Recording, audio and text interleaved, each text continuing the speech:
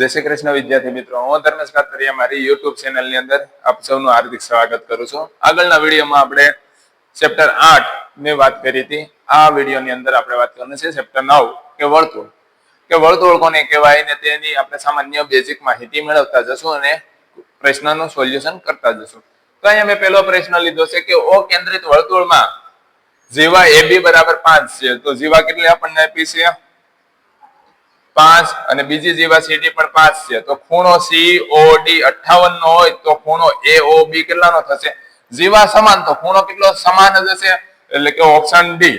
કારણ કે એક પ્રમેય આપણે એવો હતો કે સમાન જીવાની કેન્દ્ર આગળ સમાન ખૂણો બનાવે છે. તો આપણે અહીંયા ખૂણો પણ 58 થશે. વર્તુળની જીવાના ખાલી જગ્યા બિંદુઓ વર્તુળ પર આવેલા હોય છે. તો જો અહીંયા જીવા 1 દોરેલ છે, 1 અને 2. તો કેટલા બિંદુ આવેલા હોય છે? 2 બિંદુ વર્તુળ ઉપર આવેલા હોય છે. વર્તુળના કેન્દ્રમાંથી વર્તુળની જીવા પર દોરેલ લંબ જીવાને ખાલી જગ્યા કરે છે દુભાગ્ય. જો અહીંયા કેન્દ્ર છે ત્યાંથી હું જીવાને દોરું તો આ કેન્દ્ર સાથે જીવા સાથે લંબ બનાવે, પણ જીવાના કેવા સરખા 2 ભાગ પાડે છે અને એ હંમેશા કેન્દ્રમાંથી જ પસાર થતો હોય છે. તો યાદ રાખજો કે જીવાને દુભાગે, આ રીતે પણ પ્રશ્ન તમને પૂછી શકે કે જીવાને જો દુભાગે છે તે ક્યાંથી પસાર થાય છે? તો કેન્દ્રમાંથી પસાર થાય છે. વર્તુળના કેન્દ્રથી જેમ દૂર જઈએ તેમ જીવાનું માપ કેવું થાય છે? આ કેન્દ્ર છે, જેમ દૂર દૂર જઈએ એમ જો આ જીવા મોટી છે એની કરતા નાની થાય, એની કરતા નાની થાય, તો માપ કેવું થાય છે? ઘટતું જાય છે. વર્તુળને ખાલી જગ્યા જીવાઓ હોય છે. કેટલી હોય છે? અનંત હોય છે. જો આ રીતે આપણે વર્તુળ દોર્યું હોય તો એક જીવા અહીંયા હોય, બીજી અહીંયા હોય, આ રીતે હોય, તો કેટલી જીવા હોય છે? અનંત જીવાઓ હોય છે. આગળનો પ્રશ્ન કે ઓછી લંબાઈની જીવાઓ કરતા વધારે લંબાઈની જીવાઓ કેન્દ્રથી કેવી હોય છે? નજીક હોય છે. કેવી હોય? નજીક. આપણે અહીંયા વર્તુળ દોરીએ, આ જેટલી જીવા છે, હવે અહીંયા જીવા દોરીએ, આ કેન્દ્રથી કેવી હોય છે? નજીક હોય છે. બાજુની આકૃતિના આધારે POQ એટલે આનું માપ શોધવાનું છે. અહીંયા આપણને માપ કેટલું આપ્યું છે? 35. તો વર્તુળ ઉપર જે માપ હોય એની કરતા કેન્દ્રનું ડબલ થઈ જાય. 35 ના ડબલ કેટલા થાય? 70. તો ઓપ્શન નંબર B આપણો જવાબ થાય છે. આ રીતે ઝડપથી આપણે ગણતરી કરવાની રહી છે. હવે ઓ કેન્દ્ર 3 સેમી ત્રિજ્યા વાળા વર્તુળમાં ખૂણો APB અને ખૂણો AQB વૃત્તખંડ ઉપર હોય તો ખૂણો APB બરાબર 50 હોય તો ખૂણો AQB કેટલો હોય છે? 50. કારણ કે એક જ વૃત્તખંડ દ્વારા બનતા ખૂણા કેવા હોય છે? સમાન હોય છે.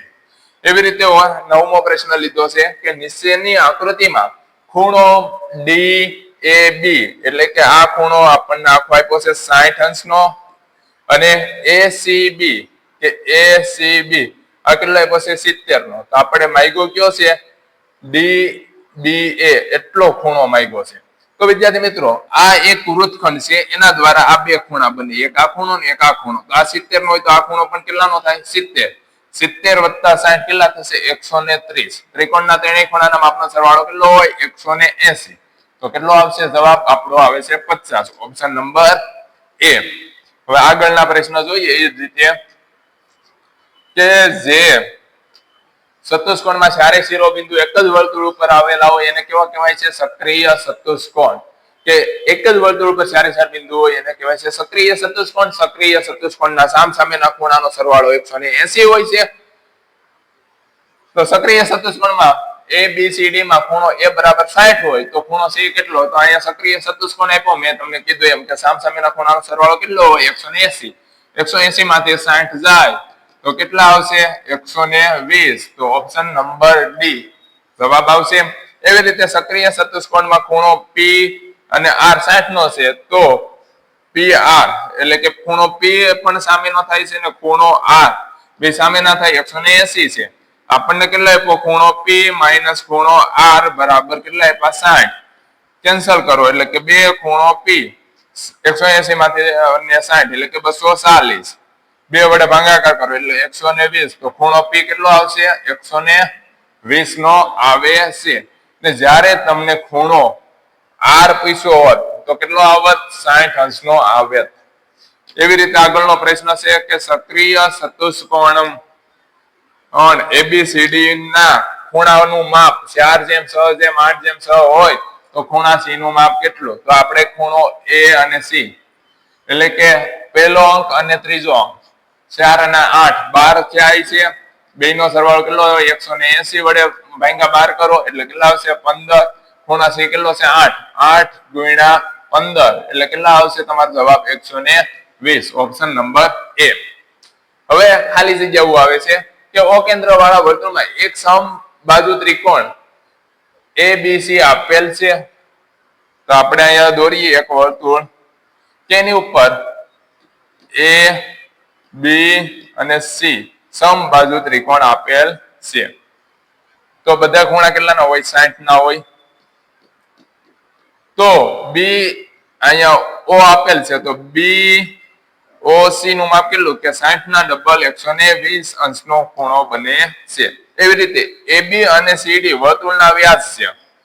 ત્યાં વર્તુળ આપેલ છે આપણને એના વ્યાસ છે અને બંને વ્યાસ કાટખૂણે છે. તો ચતુષ્કોણ ABC આ જે બને છે કેવા પ્રકારનો ચતુષ્કોણ હશે તો કેવો હોય છે ચોરસ. તેના વિકર્ણ એકબીજાના કાટખૂણે દુભાગે છે અને ચોરસ હોય છે.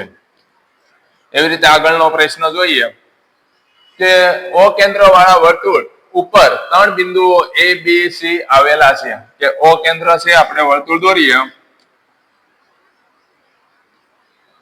વર્તુળ એમાં બિંદુ A B અને C આવેલા છે. તો AOB અહીંયા O છે આ કેટલાનો છે 90 અંશનો. BOC આ ખૂણો કેટલાનો છે 120 અંશનો. તો આપણે આ ખૂણો ગોતવાનો છે કે ખૂણો B વાળો ગોતવાનો એટલે કે આ રીતે ખૂણો ગોતવાનો છે ABC. તો જો 120 અને 90 કેટલા થાય છે 210 થાય.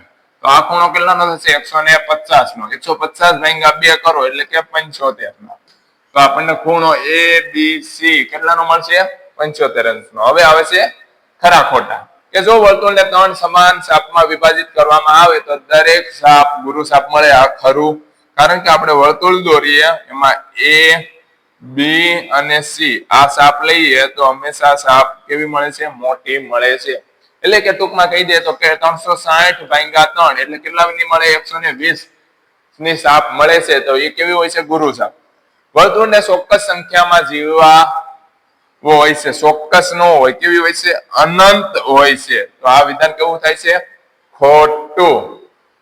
હવે ત્રિજ્યા કરતા બમણી લંબાઈની જીવાને વ્યાસ કહે છે. હા કારણ કે જીવા કેન્દ્રમાંથી પસાર થાય તો મોટામાં મોટી જીવા એ વર્તુળનો વ્યાસ છે. અર્ધવર્તુળની ડિગ્રીનું માપ 180 હોય છે. ખોટું. શા માટે? કારણ કે અર્ધ વર્તુળની ડિગ્રીનું માપ 90 અંશનું હોય છે. ઈ આપણને જો કીધું છે કે અર્ધવર્તુળ આપેલા ખૂણાનો કાટખૂણા હોય છે 90 એટલે કાટખૂણો. આ વિધાન બને છે ખરું. વર્તુળ એ સમતલનું 2 ભાગમાં વિભાજિત કરે છે નહીં. કેટલા ભાગમાં 3 ભાગમાં. અંદર બહાર અને પોતે. 2 સમકેન્દ્રીય વર્તુળની ત્રિજ્યા સમાન હોય છે નહીં. સમ ત્રિજ્યાની ત્રિજ્યા વર્તુળની ત્રિજ્યા સમાન હોય છે. સમકેન્દ્રીની હોતી નથી. આ રીતે આપણે ચેપ્ટર નંબર 9 ના 1 માર્કના પ્રશ્નના જવાબ જોયા છે. તો તમને આ વિડીયો પસંદ આવ્યો હોય વિદ્યાર્થી મિત્રો તો લાઈક સબસ્ક્રાઇબ શેર કરજો જેથી બીજા વિદ્યાર્થીને મળી શકે. અને ધન્યવાદ વિદ્યાર્થી મિત્રો.